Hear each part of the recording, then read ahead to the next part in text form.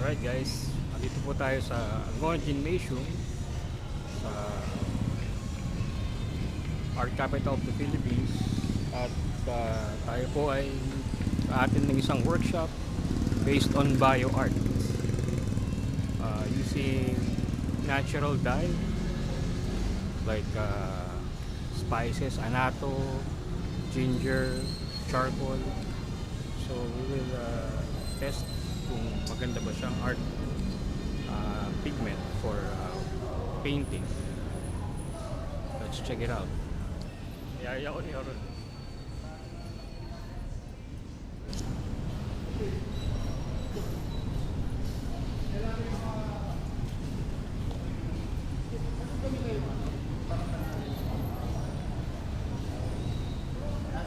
Ngayon, masusubukan natin sa lahat. Sumasabog siya eh. Shade. Hindi kasi dinivelop din nila yung canvas eh. Pinya yun, pinya. Walang ginagamit. Social tayo ba? Let us see. Kasi output na.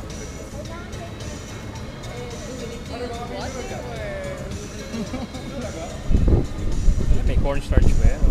Kung ano yun eh, pero natural na yun sa mga puno. Bakit malapot siya?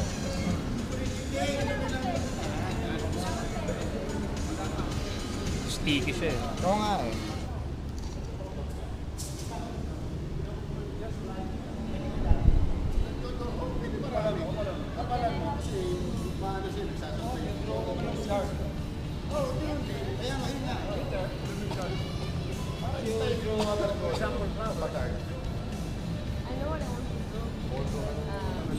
This pigment made from natural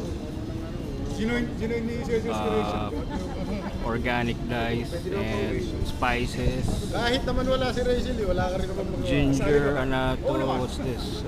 Kasi sama mo na yung maintenance ka na rin. Let's ask them. Hindi ako na-edad. Okay, This is the yellow one. Yellow ginger. Yellow ginger. Yellow ginger. Yellow ginger.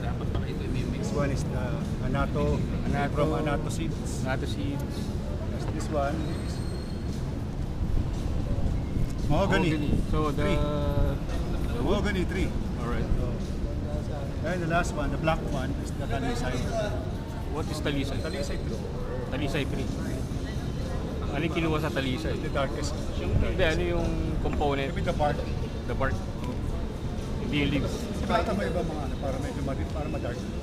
Okay. May siguro may Hindi yung pero leaves. pangaraniwan yan, mga puno. Okay. Puno yan. Okay. Pero bakit siya malapot?